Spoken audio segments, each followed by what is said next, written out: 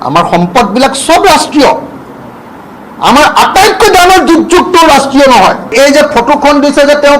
পোষ্টটো তাৰ তলত সকলোৱে যেটো লিখিব লাগে যে declare Assam devastating flood as national calamity বিজেপিৰ কাপোৰ আমাক দৰকাৰ হলে বুলি কৈছো নিদিবলৈ কোৱা নাই দৰকাৰ হলে বিজেপি 12 কোটি টকাৰ কাপোৰ নালাগে কিন্তু এটা পৰিয়ালক আমাক 2 লাখ টকা লাগিব মুখ্যমন্ত্ৰী মই আকৌ আগৰ পগলা ৰূপটো ধাৰণ কৰিম নহলে মুখ্যমন্ত্ৰী আপোনাৰ টেবুলত উঠি এবাৰ মই তাণ্ডৱ নৃত্য শিৱৰ নৃত্য দিম এবাৰ এক পইচা আনিব পৰা নাই এক পইচা ঘোষণা কৰা নাই এতিয়া উপায় নাপায় আমি ৰাইজে দিয়া পইচা দিটাৰ পৰা ভিক্ষা খুজি মুখ্যমন্ত্ৰীয়ে ভিক্ষা খুজি সিএম ৰিলিফ ফাণ্ডত ভিক্ষা খুজি মুখ্যমন্ত্ৰীয়ে 5 লাখ টকাকে মৃতদেহৰ বিনিময়ত দিবলগীয়া হৈছে মই বাৰম্বাৰ কৈছিলো মুখ্যমন্ত্ৰী ডাঙৰীয়া প্ৰত্যেক দিনাই আপোনালোকে এতিয়ালৈকে ভালকে ফোকাস দিয়া নাই কথাটো যেটো বস্তুত আটাইতকৈ বেছি ফোকাস দিব লাগে যেটো বস্তুত আমি অসমীয়া মানুহে আটাইতকৈ বেছি প্ৰচাৰ কৰিব লাগে যেটো বস্তু প্ৰধানমন্ত্ৰীৰ এই যে ফটোখন দিছে যে তেওঁ পোষ্টটো তাৰ তলত সকলোৱে যেটো লিখিব লাগে যে declare Assam devastating flood as national calamity declare Assam devastating flood as national calamity প্ৰধানমন্ত্ৰীৰ তলত সবে এটো হ্যাশট্যাগ দি লিখি দিব লাগে আমাৰ সম্পদবিলাক সব ৰাষ্ট্ৰীয় আমাৰ আটাইতকৈ ডাঙৰ দুৰ্যোগটো ৰাষ্ট্ৰীয় নহয় আটাইতকৈ ডাঙৰ দুৰ্যোগ একবিংশ শতিকাৰ আমি দেখা আটাইতকৈ ডাঙৰ দুৰ্যোগটোৰ নামে ক'লেই যে 19 তাৰিখৰ দিনা কোৱা যোৰহাট শিৱসাগৰ আৰু চৰাইদেউৰ এই ডেভাস্টেটিং ফ্লাড যি জীৱন শেষ কৰি পেলালে এজন সাংবাদিকক সোধক প্ৰত্যেকজন সাংবাদিকে বাতৰি কৰিবলৈ গৈ কান্দি আহিছে নে নাই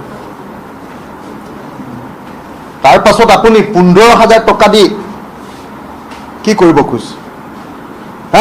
আপুনি একো কৰিব পৰা নাই কাৰণে আপুনি 12 কোটি টকা দি কাপোৰ দিব খুজিছে দৰকাৰ হলে আমাক কাপোৰ নালাগে বিজেপিৰ কাপোৰ আমাক দৰকাৰ হলে বুলি কৈছো নিদিবলৈ কোৱা নাই দৰকাৰ হলে বিজেপিৰ 12 কোটি টকাৰ কাপোৰ নালাগে কিন্তু এটা পৰিয়ালক আমাক 2 লাখ টকা লাগিব মুখ্যমন্ত্ৰী মই আকৌ আগৰ পগলা ৰূপটো ধাৰণ কৰিম নহলে মুখ্যমন্ত্ৰী আপোনাৰ টেবুলত উঠি এবাৰ মই তাণ্ডৱ নৃত্য শিৱৰ নৃত্য দিম এবাৰ তাণ্ডৱ নৃত্য দিম মই খালাংকে কৈ দিছো মুখ্যমন্ত্ৰী ডাঙৰীয়া 15,000 টকাত যদি আমাৰ শিৱসাগৰৰ মানুহক আপুনি জুখিব খুজিছে তেতিয়াহ'লে এইটো হবলৈ নিদিও মুখ্যমন্ত্ৰী আপুনি 10 লাখ টকা এটা পৰিয়ালক দিব লাগিব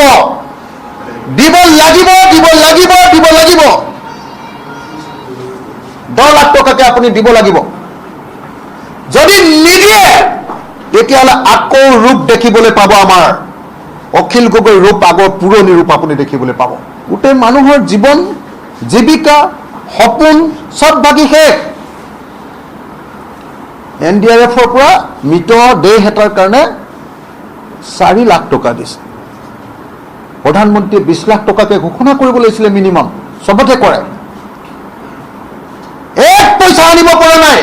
এক পইচা ঘোষণা কৰা নাই এতিয়া উপায় নাপায় আমি ৰাইজে দিয়া পইচা দিটাৰ পৰা ভিক্ষা খুজি মুখ্যমন্ত্ৰীয়ে ভিক্ষা খুজি সিএম ৰিলিফ ফাণ্ডত ভিক্ষা খুজি মুখ্যমন্ত্ৰীয়ে 5 লাখ টকাকে মৃতদেহৰ বিনিময়ত দিবলগীয়া হৈছে লাজ লগা নাই আপোনাৰ মুখ্যমন্ত্ৰী হৈ থাকিবলৈ লাজ লগা নাই মই হলে পদত্যাগ কৰিলোহেঁতেন এই সময়ত প্ৰধানমন্ত্ৰীয়ে যদি এনেকুৱা কৰে মই হলে পদত্যাগ কৰিলোহেঁতেন মুখ্যমন্ত্ৰী ডাঙৰীয়া মই হলে পদত্যাগ কৰিলোহেঁতেন মোৰ সেলফ ৰেসপেক্ট আছে মোৰ আত্মসন্মানবোধ আছে মোৰ বিবেচনা আছে কনসাইন্স আছে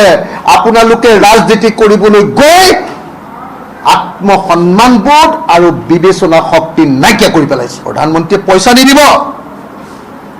সব বস্তু তেল কয়লা সোণিল চাহপাত পৃথিৱীৰ যিমান আছে ইনকাম টেক্স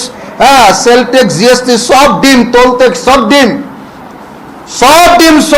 মানুহ যেতিয়া মৰি শেষ হ'ব তেতিয়াও 1 টকাও সিহঁতি আমাক নিদিব 1 টকাও সিহঁতি আমাক নিদিব দিল্লীয়ে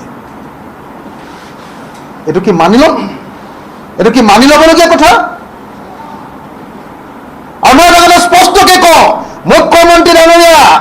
শিৱসাগৰ, চৰাইদেউ আৰু যোৰহাটৰ মানুহক আপুনি বচোৱা নাই, আপোনাৰ চৰকাৰে বচোৱা নাই।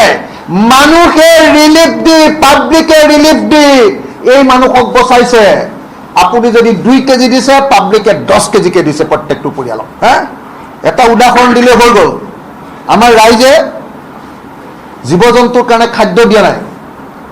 এতিয়া আপোনালোকে গৈ চৰকাৰে কিমান জীৱ জন্তুৰ কাৰণে খাদ্য দিছে চাই দিলে ৰিলিফৰ আচল চৰিত্ৰটো ওলাই পৰিব। মই কি ক'লো বুজিলেনে? এতিয়া মানে মানুহে ধৰিব পৰা নাই কথাটো।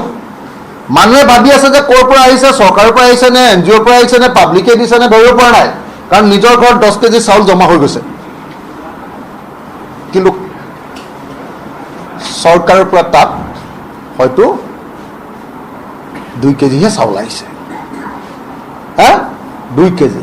অৰ্থাৎ অসমৰ ৰাইজে অসমৰ ৰাইজক বচাইছে। তেওঁলোকে যে প্ৰকৃত ৰিলিফ দিয়া নাই সেইটো চাই আহকগে। এটা গৰুৰ কাৰণে, এটা মহৰ কাৰণে, এটা ছাগলীৰ কাৰণে, এটা গাহৰিৰ কাৰণে এতিয়ালৈকে ফোডাৰ দিব পৰা নাই। ফোডাৰ, জীৱ জন্তুৰ খাদ্য দিব পৰা নাই।